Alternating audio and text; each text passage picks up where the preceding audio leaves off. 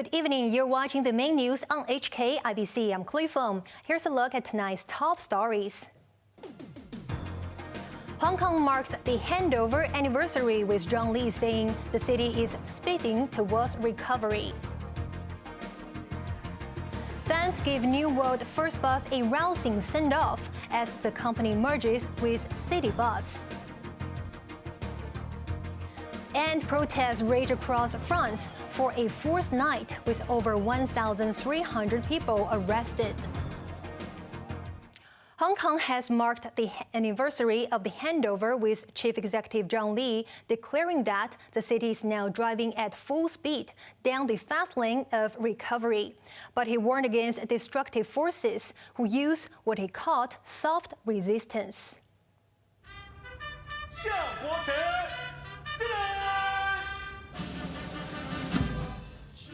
Chief Executive Zhang Li led current and former officials at the flag-raising ceremony at Golden Bohemia Square this morning to mark the 26th anniversary of Hong Kong's return to Chinese rule.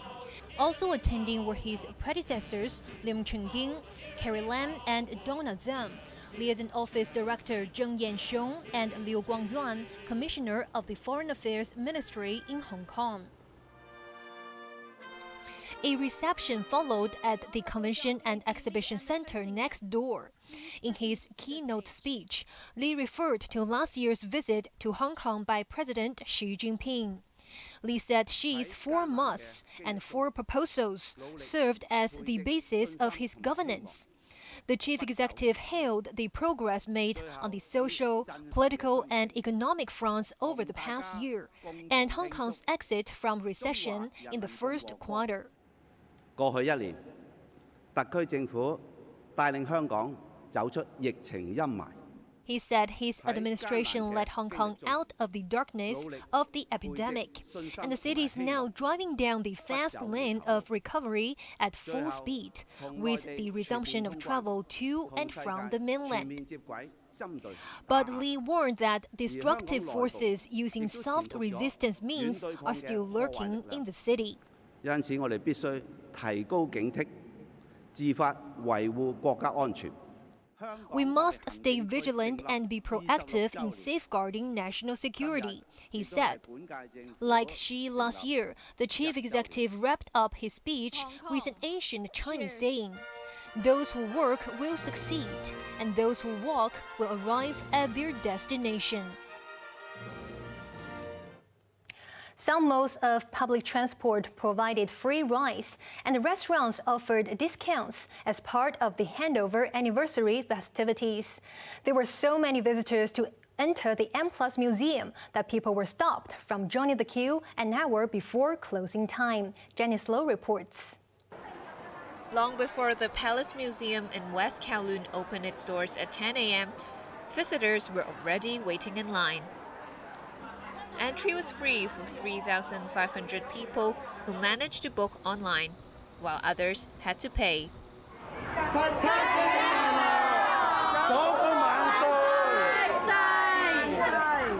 This group failed to obtain free tickets, but they turned up in costumes from the past to celebrate the handover anniversary. This woman said they wished to promote the beauty of Chinese culture to the world. The weather was very hot, but it was worth it, she added. The M+ Museum next door welcomed visitors free of charge. It closes at 6 p.m., but there were still crowds outside at 5 p.m., forcing the museum to stop accepting visitors. As of 5 p.m., over 20,000 people visited M+, and more than 6,600 went to the Palace Museum. The Star Ferry and other companies offered free rides on some sea routes.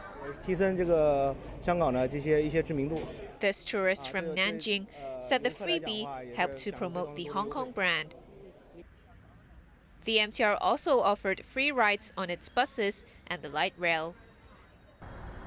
And people do not have to pay to travel on trams for 5 days starting today.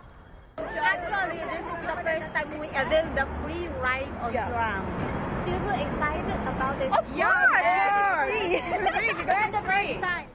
Over 1,400 restaurants rolled out discounts, charging only 71% of the price of some items.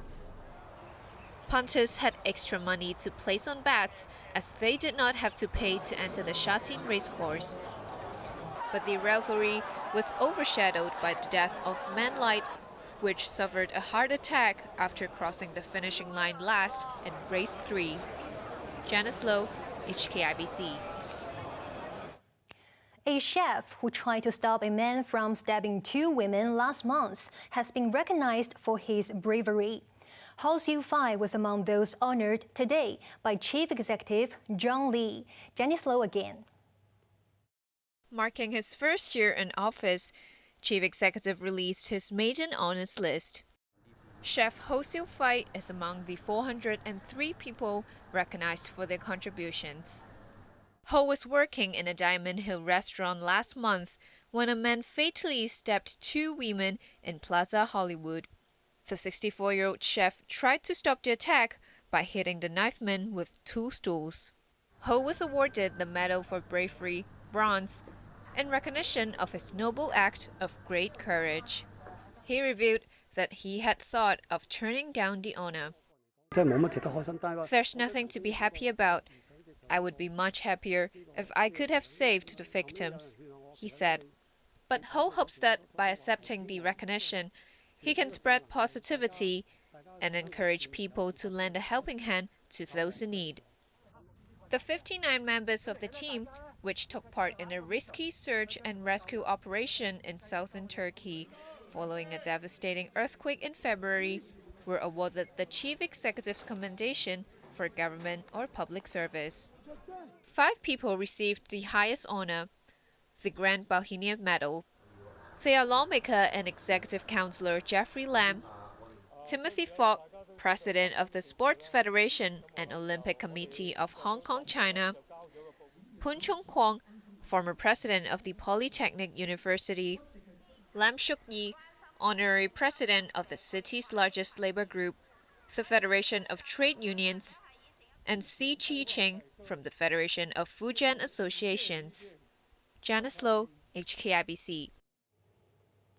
China's new ambassador to the United States expressed hopes of better ties when he delivered his letter of credence to President Joe Biden. Chloe Feng was welcomed to the White House by Biden before they discussed Sino-U.S. relations. The ambassador stressed that Beijing seeks mutual respect and peaceful coexistence and hopes the 2 countries can work towards that goal.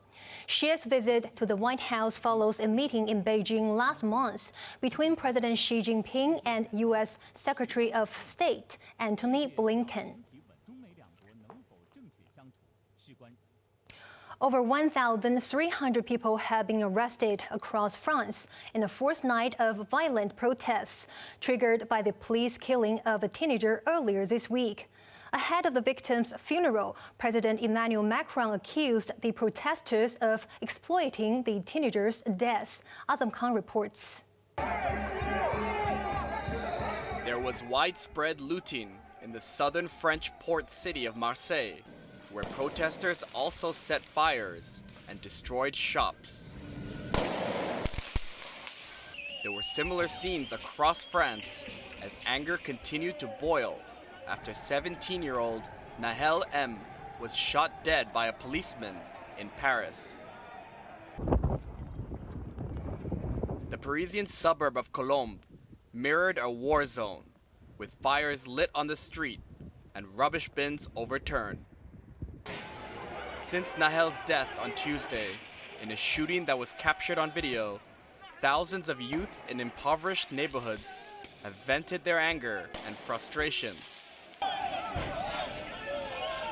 Tens of thousands of police have clashed with rioters and fired tear gas.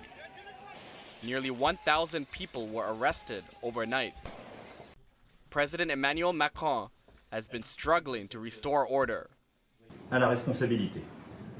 Il est clair que le contexte que nous vivons. He urged parents to keep teenagers at home in a bid to quell the unrest, adding that protesters were exploiting the death of Nahel, who was of Arab descent. The French national football team joined their captain Kylian Mbappe in pleading for calm. The 24-year-old, who is idolized by many disadvantaged youth in France, expressed empathy for their pain, but said violence must make way for mourning. He added that neighborhoods should not be destroyed. Azam Khan, HKIBC. A bus in western India has burst into flames after a crash, killing at least 25 people and injuring 8. The bus was traveling from Nagpur to Pune when the driver lost control early this morning local time. The fuel tank caught fire after the vehicle overturned when it hit a barrier. Most of the passengers were asleep at the time. The bus flipped over on the side where its doors were, trapping the people inside. Pope Francis has come out in support of whistleblower Julian Assange, who is languishing in a British prison as the United States seeks his extradition on spying charges. When Julian received the letter from the Pope back in March 2021, it was a very dark period for him, and it gave him great comfort. And 2 years later, I've been received here, so it's an ongoing show of support for our family's plight. The Vatican confirmed that the Roman Catholic leader met Stella Assange. No details were provided. Julian Assange is close to being sent to the U.S., where he could be jailed for the rest of his life if he is convicted. His supporters say Washington wants to punish him as a warning to potential whistleblowers. Assange founded WikiLeaks, which exposed U.S. military misdeeds in countries occupied by Washington. History was in the making for hundreds of bus enthusiasts who bid a fond farewell to New World First Bus. The last buses operating as New World First Bus were given a rousing send-off as they departed from Changsha 1 early this morning. For enthusiasts, last night was extra special as it said farewell to the last route powered by New World First Bus, which has served Hong Kong for 25 years before merging with Citybus today. Some waited for 21 hours before number 970X left Changsha 1 for Aberdeen. Spotted in the crowd were homemade LED screens, which read Farewell 1998 to 2023. This man said it took time for him to make his screen, but he hoped to have fond memories of his commute between school and home for 10 years. The queues encircled Kong Chun Street bus terminus as 500 people waited to ride into history. One driver said he was moved by the number of bus fans who turned up to say goodbye. Many were familiar faces who took his bus since they were children. Those who managed to get on board one of the 5 last buses thanked the drivers as they tried to get a good seat to capture the final moments. The buses on the last drive left at 2 a.m., 30 minutes behind schedule because of the large crowd. One New World First Bus employee came on his day off, bringing along a first-day cover from 1998. An era ended when the last buses arrived in Aberdeen, and the New World First Bus livery will be replaced with Citybus ones gradually. Its first service under the Citybus name took off from Island Resort in Susai 1 at 4 a.m. Citybus General Manager Roger Ma said the franchise transfer was smooth. And onto the weather now. Mainly cloudy with showers and a few squally thunderstorms tomorrow. Temperatures will range between 26 and 31 degrees. Similar conditions for the next 2 days. Now let's take a look at the weather around the world.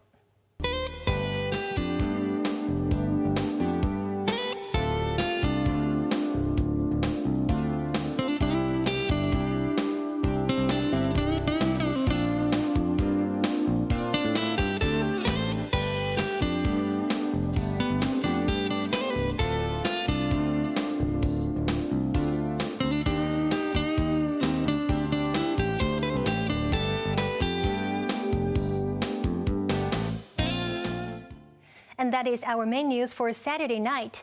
Join us for more news at 11. I'm Chloe Feng. Thanks for watching. Good night.